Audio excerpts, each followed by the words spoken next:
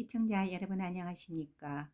책 읽기 6일차 패자 부활 그리고 시작 제2막 미래를 향한 여정 산 너머 산 생선가게의 고양이 다윗과 골리앗 마음을 움직인 진실 행복 비법 5 나누는 삶 생각 나누기 5 인생의 항로 나침반법 산 너머 산 많은 이들이 난간에 직면했을 때 답이 없다며 체념한다. 그러나 하늘이 무너져도 솟아날 구멍은 있다는 말처럼 솟아날 구멍이 있다는 사실을 믿고 찾으려고 노력하면 의외로 쉽게 답을 찾는 경우가 있다. 그러니 해결하기 벅찬 일을 만났을 때 체념하지 말고 해결하려는 의지를 가져야 한다. 생선가게 고양이 공동대표이사로 회사에 들어와 보니 상태가 엉망이었다. 부채는 부채대로 기존의 이익은 주주들끼리 모조리 나눈 상태였으며 직원은 직원대로 계파가 나뉘어 있었다. 또한 일부 직원들은 퇴근 후 이전 중계위성 방송의 사장이었던 주주들을 만나 회사의 정보를 유출하는 등 심각한 문제가 산재해 있었다. 특히 두 가지 문제가 심각한 상황이었다. 먼저 1차 SO이자 같은 방송 지역에서 경쟁 사업자로 있던 서부산 방송을 T그룹에서 인수. 대기업의 자금력을 동원해 치열한 가입자 유치전을 벌이고 있었다. 서구와 사하구의 방송 권역 중 점유율은 각 6대 4 정도로 우리 회사는 10만의 가입자를 서부산 방송은 6만의 가입자를 보유하며 피가 튀기는 경쟁을 하고 있었다. 경쟁 업체에서 대기업을 등에 업고 치킨 게임을 걸어온 상황에서 내부에서는 집안 싸움을 하고 있던 것이다. 또 하나는 내가 공동대표이사로 취임하기 전부터 진행하던 소송이 있었는데 그 내용이 과간이었다. 대표이사 및 임원들이 속아서 합의를 해준 계약이었는데 문제의 발단이었다. 계약서에 경쟁사였던 서부산 방송과는 10년 동안 협업을 통해 사옥을 함께 사용하기로 했다. 그 과정에서 정성망을 공유하고 방송 신호 단일화를 통해 비용을 절감하고 수익을 배분하는 등 공생을 표방한 내용의 제안이었다. 그러나 깊숙이 들여다보니 서부산 방송의 진위는 그렇게 함으로써 시간을 두고 자연스럽게 흡수 합병을 하려고 했던 의도가 숨어 있었다. 서부산 방송 직원들은 대표이사의 지휘 아래 우리 회사의 초대 대표이사를 앞세워 소주주들과 친밀한 관계를 유지하며 신뢰를 쌓아갔다. 그렇게 그들은 50%의 지분 인수를 위한 물밑 작업을 진행하는 중이었다. 그리고 과반의 지분이 확보되는 즉시 헐값에 우리 회사를 인수하려 한 것이 그들의 최종 목적이었다. 그런데 그 계획을 세운 참모 중 한 명이 바로 우리 회사의 전문 경영인이었다는 사실을 듣고 나는 경악하고 말았다. 표면적으로 상대 회사의 전략을 다 알고 있으므로 이곳 대표로서 회사를 지켜주겠다는 말 역시 거짓으로 들릴 수밖에 없었다. 1심 소송의 내용은 상대방이 협업을 하고 지키지 않았으니 10년간 협업 위반으로 오게 되는 손해 500억 원을 배상하되 그중 일부를 우선 청구한다는 것이었다. 다시 말해 서부산 방송이 확장 소송을 하면 500억 원을 받아낼 수 있는 상황이었다. 그중 몇십억 원을 지불 하라는 소송을 1심 법원인 부산지방법원에 청구했다. 그런 상황에서도 현 경영진은 대응조차 하지 않고 있었다. 서부산방송에서는 우리 회사를 인수할 의도로 소송 곧 취하할 것이니 빨리 결론이나 내라고 말한 상황이었고, 그러다 보니 이 상황에 대해서 대수롭지 않게 생각하고 있던 것이다. 결과적으로 서부산방송 대표가 우호적이니 같은 편이라 생각하고 안일한 태도를 취했던 것이 화근이었다. 그 당시 초기 경영진은 사건의 중요성과 파장 및 손실에 대해 심사숙고하지 않았고 법정에 출두하지 않는 등 소극적으로 대처하고 있었다. 그렇게 완전한 1심 패소라는 판결이 난 상황이었다. 참으로 기막힐 지경이었다. 통상적인 소송의 경우 1심 지방법원에서 패소하게 되면 2심 고등법원에서 승소로 바뀌게 된 확률이 5 내지 10%밖에 되지 않는다고 하니 정말 막막할 수밖에 없었다. 어렵게 공동대표이사 자리에 올랐으나 첩첩상중의 절벽이 기다리고 있었다. 소송 사건에 대해 보고를 받을 때 이미 1심에서 패했다는 말과 함께 원고가 요구하는 손해에 대한 10년간의 비용을 물어줘야 하며 500억 원에 대한 지연 이자까지 지불하라는 판결이 있었기에 회사의 상황은 풍전등화와도 같았다.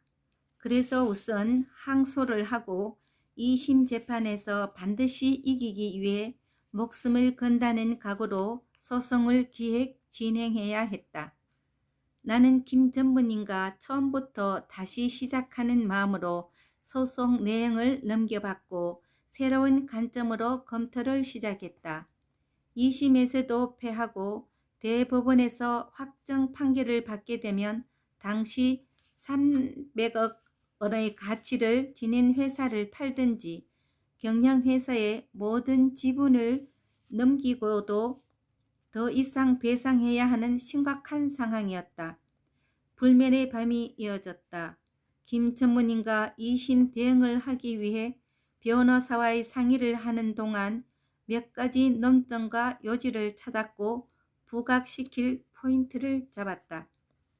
상호 협업의 의사는 있었으나 상대도 지키지 않으려고 했던 것은 앞서 말한 여러 이유에서 찾아볼 수 있었고, 그러므로 우리도 초기 대응하지 않았습니다. 또한 최종적으로 협업하자고 했으나 우리와 상대방 역시 지키지 않은 것은 마찬가지였으며, 이러한 소를 제기한 경정회사의 주된 목적은 표면적인 명분과 달리 우리 회사와 주주들에게 분란을 일으켜 헐값의 적대적 인수를 위한 과정 중 하나인 것입니다. 우리 회사 지분을 소주주들로부터 인수하기 위한 시도를 계속적으로 하는 동안 상대 회사가 쓰고 있는 당근과 채찍의 내용을 수집해 사례를 밝히고 증거를 바탕으로 치밀한 논의와 함께 감정에도 호소할 수 있도록 준비를 했다. 그리고 여러 차례 서명과 법정에서의 변론 과정을 주고받으며 2심인 부산고등법원에서 판결의 날이 다가왔다. 2심 부산고등법원에서 피고인 우리 회사의 손을 들어주었다. 모두들 불가능하다고 고개를 저었던 5대 10%의 확률을 뒤집고 소송에서 이겼던 것이다. 패소한 서부산방송 대표이사는 이후 그만두었다. 불가능했다고 판단했던 소송에서 승소하자 직원들은 새로운 공동대표이사인 나를 신뢰하기 시작했다. 그러나 아직 소송이 끝난 것이 아니므로 기량의 끈을 놓지 않고 있었다. 2심 판결문이 도착한 지 얼마가 지나지 않아 서부산 방송을 계열사로 두고 있는 그룹의 본사가 중심이 되어 법무팀을 꾸리기 시작했다. 대법원에 상고를 하고 서울로 소송이 넘어가게 되었다. 이 사건은 그 당시 중앙일보의 이코노미스트와 지역의 유력 일간지인 부산일보의 기사로 실려 유명해지기도 했다. 상대방이 대법원 항소심을 본사에서 담당하면서 규모와 그 전 문성이 달라지기 시작했다. 재판부에서 막 퇴임한 모 전직 대법관을 선임했는데 들리는 말로는 억이 넘는 비용이 든다고 했다. 그 위세에 우리로선 더욱 위축될 수밖에 없는 상황이었다. 우리와 함께 법무법인인 고복까지는 부산에 있으니까 겨뤄볼 수도 있었지만 서울은 달랐다. 서울은 형평성을 위한 최소한의 노력도 지키기가 어려웠다. 자칫 힘의 균형이 무너지게 되면 제대로 살아볼 수조차 없다는 것이 여러 법률 전문가들의 이야기였다. 결국 우리는 상대와 비교할 수는 없지만 믿을 수 있고 소신이 뚜렷하기로 유명한 헌법재판관 출신인 이상경 변호사를 선임하여 쉽지 않은 도전을 택했다.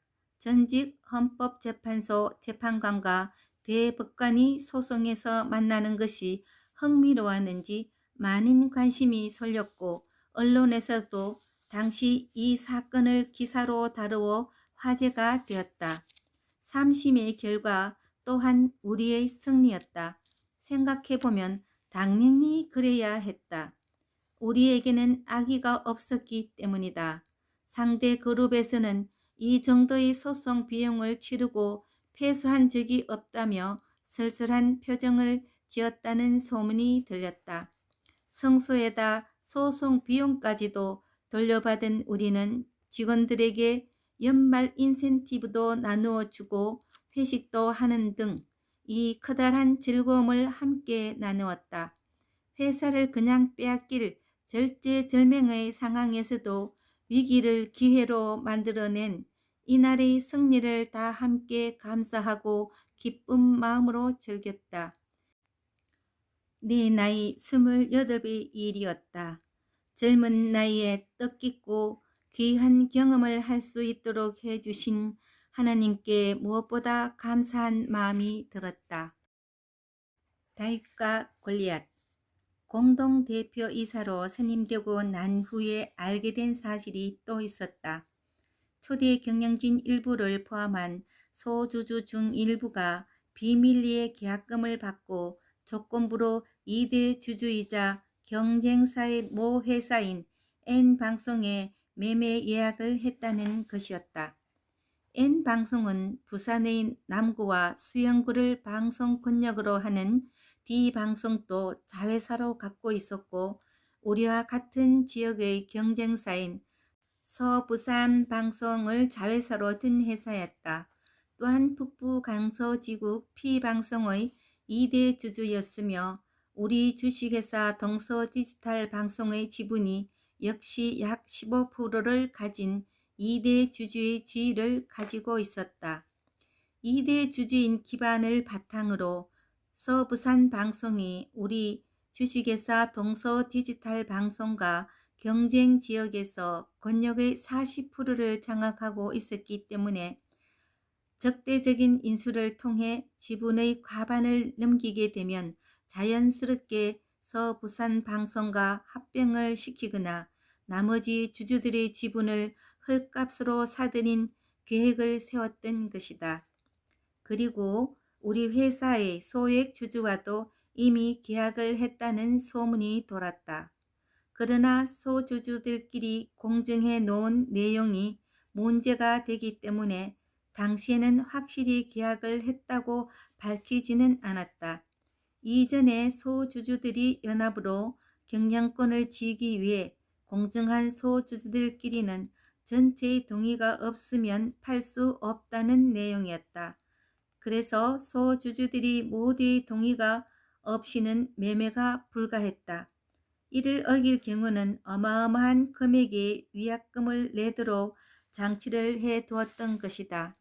그런 상태에서 주식회사 동서디지털 방송의 초대 대표이사와 초대 상무이사, 초대 감사까지 이미 계약금을 받고 어느 시점이건 계약 조건이 성립되면 중도금과 잔금을 지급하기로 했다는 이야기가 돌았다. 무기한으로 하되 매매 예약 계약이라는 조건을 달고 그 사이 가급적 계약 대상자인 N방송과 서부산 방송에게 우호적인 의견과 정책을 내고 협조하도록 한다는 이야기였다. 지분을 살펴보면 2대 주주 N방송은 15%를, 3대 주주인 초대 상무이사는 10%의 지분을 갖고 있었다. 그리고 7%를 초대 감사, 6%의 초대 대표이사까지 계산을 해보며 33%를 넘었다. 그러나 다행이었던 것은 나와 우호적인 박 이사님이 초대 감사였다는 점이다. 그런 매매 계약은 무효일 뿐더러 결론이 나기 전까지는 내가 마음대로 주주권을 행사할 수 있기 때문에 나는 가능하면 대주주인 우리 이 대표와 함께 가고 싶네. 나는 자네를 신뢰하기 때문에 N방송 쪽에는 협조하지 않겠네. 이렇듯 최초의 개혁 내용부터 회사와의 사정을 잘 알고 있는 박 이사님이 지지해 주었기 때문에 나 역시 중심을 잡을 수 있었다. N방송이 확보한 지분은 특별 결의를 저지해 경영권을 흔들 수 있는 33.4%를 넘지 못했다. 다행히 특별 결의를 지켜냈지만 이미 상당한 지분이 넘어간 상태에서 나와 소주주들이 회사를 지켜야 하는 상황을 맞이했다. 하지만 다들 이해관계가 달랐기 때문에 이에 민감한 주주들은 각자 셈법이 다 달랐다. 신뢰와 인정, 명분과 무관하게 배당과 돈을 목적으로 하는 사람도 있었고 아주 작은 지분의 소주주 같은 경우는 생계 목적의 이익을 원하는 사람들도 있었다. 그래서 소주주들은 경쟁사나 대기업에서 지분을 매입하려고 할 때 가장 쉽게 흔들릴 수밖에 없었고 이런 부분이 경영상의 위험으로 노출될 수밖에 없었다. 대략의 2 내지 4% 정도는 지분을 가진 주주 한 명만 나가게 돼도 회사의 경영의 방어선이 특별 결의가 무너져 버리는 상황이었다. 상대가 33.4%를 확보하게 되는 순간 이 사회에도 영향을 미쳐 주주총회에서 성장된 안건 가운데 중요한 특별 결의, 안건이 통과가 되지 않는 문제가 발생할 수 있었다. 인근의 P방송은 같은 경우 2명의 소주주가 몇 배의 프리미엄을 듬뿍 얹어서 쉽게 매수된 일이 있었고 동시에 협조하지 않는 주주들과 회사를 힘들게 해서 쓰러뜨릴 수 있는 상황이었다. 이미 진행 중이된 서부산 방송이 제기한 500억 소송과 더불어 서부산 방송의 모 회사이기도 한 N방송은 우리 회사 2대 주주의 지위로 시간차를 두고 우리 주식회사 동서디지털 방송을 대상으로도 P방송과 똑같은 내용의 회계장부 열람 등사 청구 소송이 들어오게 되었다. 회사의 경영진과 주주들은 크게 당황했다. 왜냐하면 P방송은 N방송이 이와 같은 내용으로 우리 회사의 소송을 걸기 직전에 이미 이 소송에 대해서 패소한 상태였고 우리의 상태 또한 N방송과 굉장히 유사한 상황이 없기 때문이다. 그래서 나를 제외한 모두가 이미 진 것처럼 소송에 대한 준비와 대응도 해보지 않은 채 어디까지 회사 재무자료 등 중요한 서류를 내주어야 하는지 자포자기한 듯 고민을 하고 있었다. B방송과 거의 유사하기 때문에 판결이 그대로 똑같이 나면 어떻게 해야 할지 고민할 뿐이었다. 많은 주주들이 흔들리고 있었다. 그래서 주주들과 경영진을 한자리에 모아 생각을 전했다. 포기하지 말고 정면 대응을 했으면 좋겠습니다. 그래도 진다면 그 다음 일을 생각해야겠지만 똑같은 환경이라도 우리에게는 조금 더 약자인 모습과 호시탐탐 우리를 노리는 경쟁사가 있지 않습니까? 그리고 진행 중인 500억 소송과 함께 새로 제기한 열람등사 소송까지 포함해 제가 책임지고 해결해 보겠습니다. 이러한 사건은 보통 김 전무님께서 초안을 만들어 변호사와 함께 반박하거나 법률적인 쟁점을 만들어내는데, 이번 열람등사 소송은 제가 도맡아 소장을 작성하고 소송 논리와 법적 논리도 만들겠습니다. 그러나 이미 많은 주주들은 체념한 상태였다. 따라서 어차피 손해볼 건 없으니 진행하는 쪽으로 의견이 모였다. 그렇게 법무법인과 함께 회사의 대표자로서 소송을 진행하게 되었다. 열람등사의 내용과 목적이 너무나 뻔합니다. 왜냐하면 열람등사 2대 주주의 자격으로 재무제표 자료를 참고해서 손해 여부를 판단하고 경영 정상화를 시켜 잘 해보자는 의도가 아닙니다. 현재 N방송은 우리 회사 2대 주주이며 경쟁회사 서부산방송과 모 회사는 자료를 공유할 수 있다는 사실은 명백한 거 아닙니까? 지금 주주의 이익을 주장하면서 열람등사 소송을 제기한 대기업의 계열사이자 우리 회사의 2대 주주인 N방송의 이면의 논리는 그렇지 않습니다. 왜냐하면 N방송이 소송을 이겨서 회계장부와 재무제표 자료를 열어보게 된다면 N방송의 자회사이자 우리 주식회사 동서디지털방송과 같은 지역에 치열한 전쟁을 하고 있는 경쟁회사인 서부산방송에 우리 회사로부터 얻은 중요한 정보들이 회계장부 및 가입자 정보 등을 보여주게 될 것은 명확한 것이고, 그렇게 된다면 우리는 소송의 주 목적보다 더 큰 피해를 얻을 수 있으며 본래의 취지와도 어긋나게 될 수 있는 일이 발생하게 되어 경쟁자에게 모든 것을 보여주게 되는 것입니다. 어느 것이 주주의 이익인가? 경쟁회사에게 모든 내용이 가서 피해를 보았을 때 과연 이 2대 주주가 의도한 바가 무엇인지, 그리고 어느 것이 회사를 지켜나가는 데 더 도움이 될지, 과연 어느 쪽이 피해를 더 받고 어느 쪽이 회사를 키우는 데 의지가 있는가를 감안해 주시기를 바랍니다.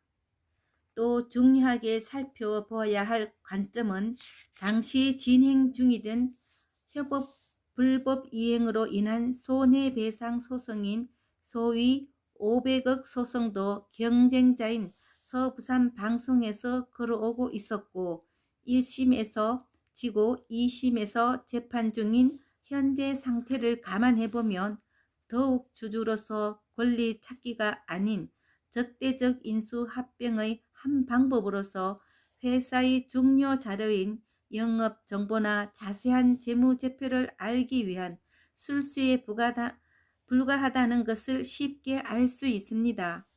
500억짜리 소송 1심에서 진 상태이기 때문에 불리한 우리가 이번 열람 등기 소송에서 회사 정보를 주게 되면 지금 진행 중인 500억 소송의 2심에서도 우리에게 불리한 작용을 할 수 있다는 것입니다. 결과적으로 회사가 넘어가는 상태이기 때문에 경영자라서 이러한 걱정이 있습니다. 그래서 재판부에 호소합니다.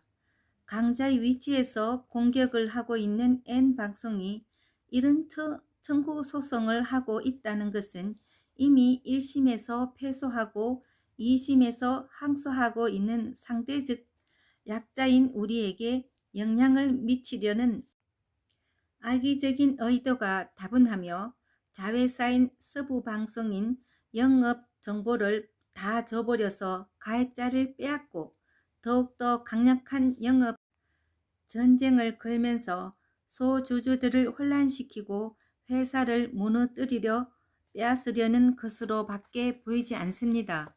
이런 논리를 재판부에 전달함과 동시에 감정적인 호소를 병행하였다.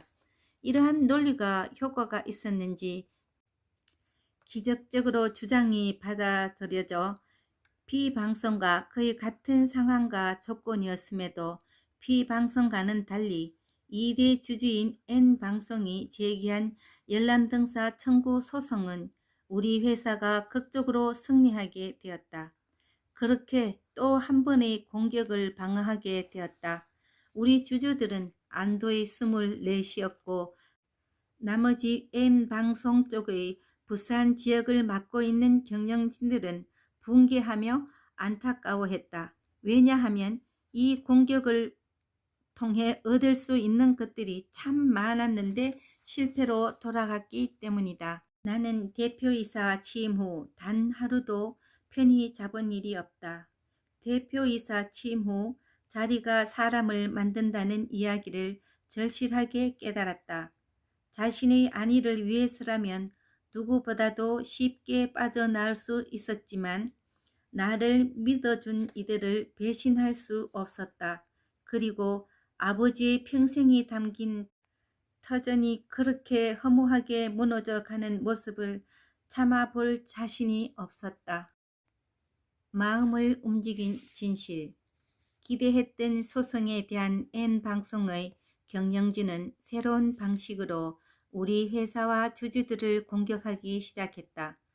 전문 경영인이자 인수합병만이 전공인 임원 한 명이 우리 소주주들을 한 명씩 만나서 제수의 딜레마 혹은 일명 선착순 전략으로 접근하기 시작했다는 정보가 들려왔다. 이와 같은 심리전에서 패하면 다음 단계에서도 질 수밖에 없다는 생각으로 조직의 안정화를 위해 다각도로 노력했다. 이와 더불어 소주주들을 흔들어 지분 인수하는 것을 막기 위한 방법을 고민하던 사이 소주주 두 분이 사무실을 찾아왔다. 내가 공동대표이사가 되기 전까지 초대 경영진으로부터 소외되었던 분들이었다. 초대 부사장과 두 번째 감사를 역임하셨던 두 분은 진지하고 심각한 표정을 짓고 있었다. 이 대표, 우리는 이미 마음을 굳혔다.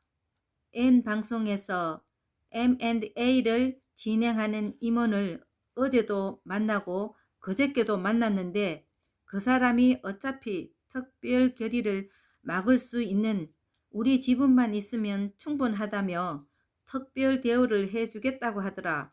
지금 가치보다 몇 배 더 높은 프리미엄을 얹어서 우리한테 제시하더라. 우리도 여기까지 오는데 고민 많았다. 정말 미안하지만 이제 매각해야지 싶다. 우리가 기회를 놓치면 어차피 다른 사람한테 그 기회가 돌아갈 거 아니겠나? 뜻을 함께 하지 못해서 미안하다. 눈앞이 하얘졌다. 하늘이 무너질 것 같았다.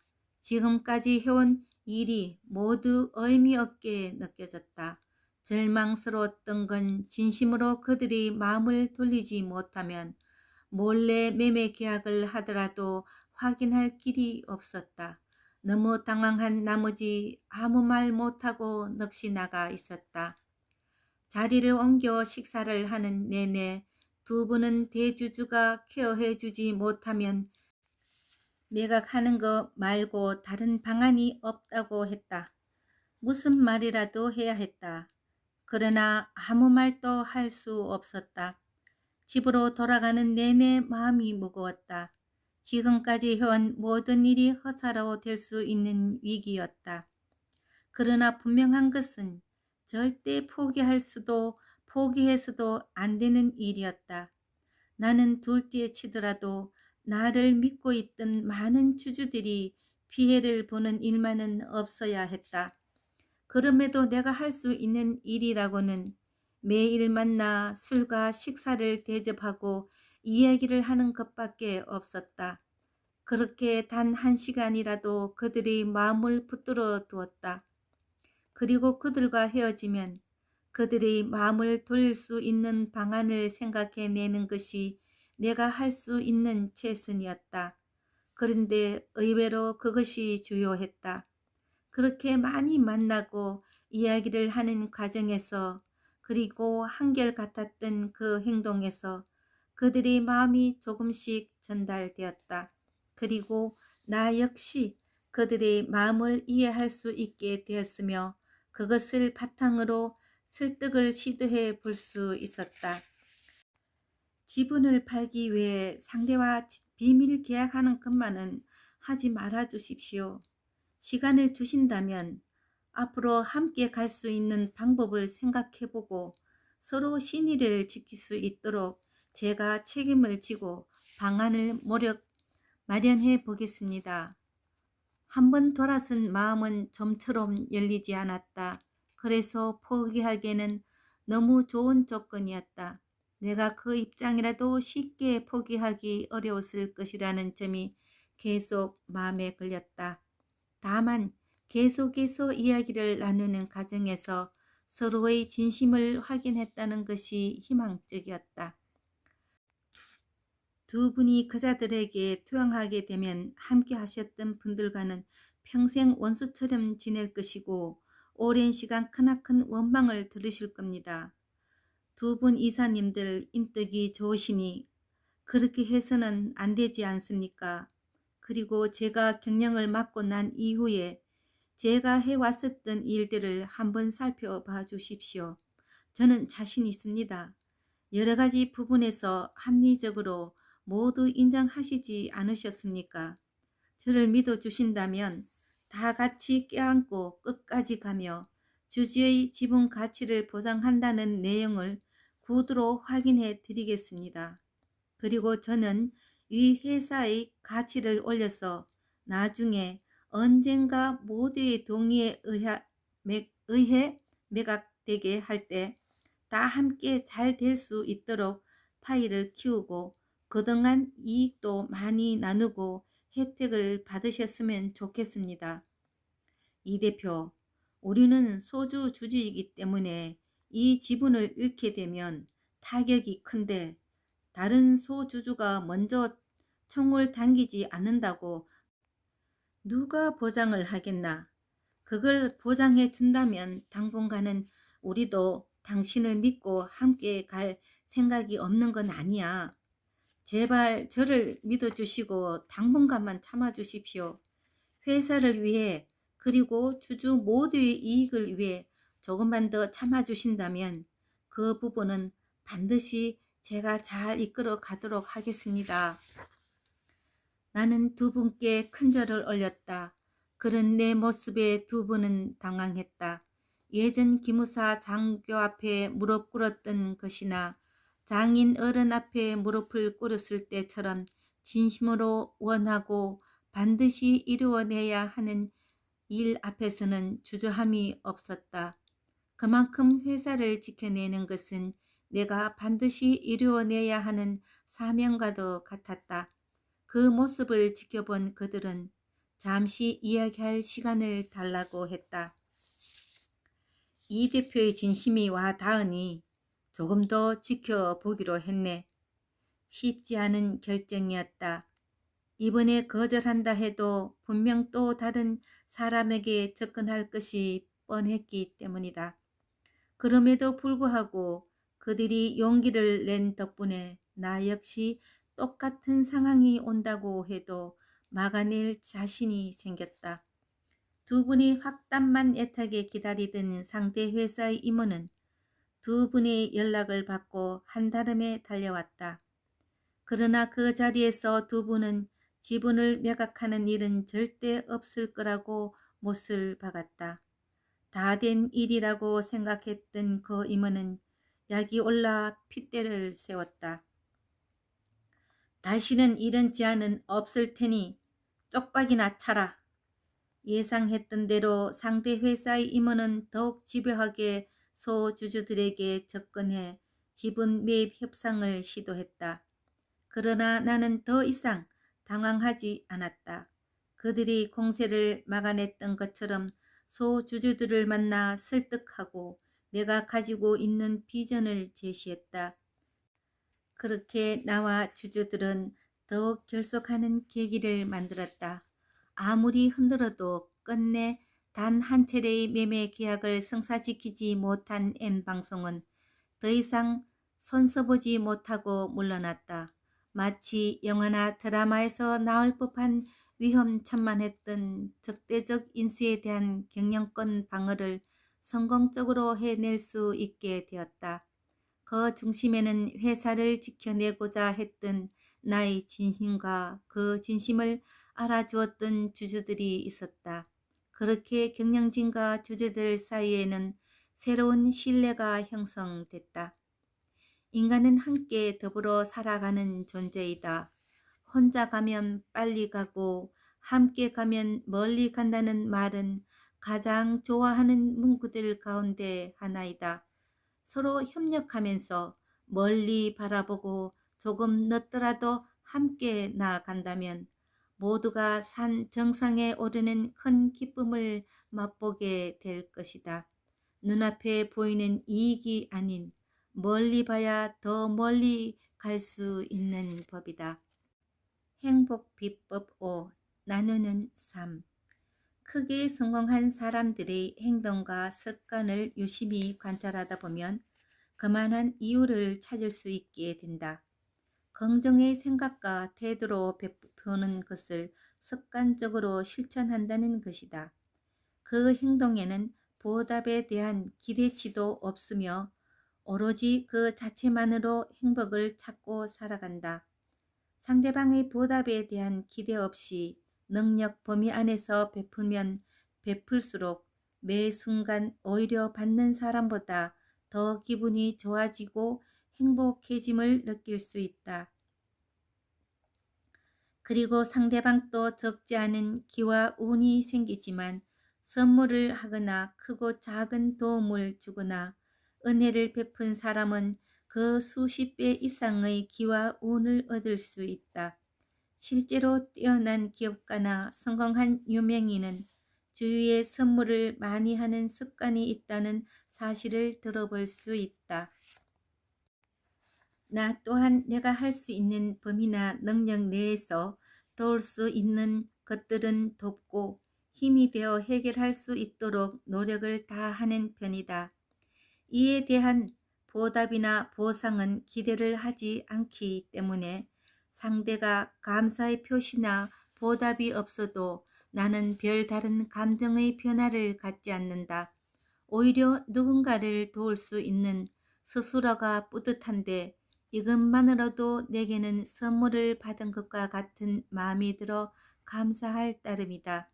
또한 이런 행위를 통해 내가 이만큼 했으니까 상대방도 이만큼 해주겠지 라는 일종의 보상 심리를 내놓는 가르침을 얻을 수 있다. 보상 심리는 기대하는 마음에서 오는 것인데 기대하는 만큼 그것이 충족되지 않았을 때 실망이 큰 법이다.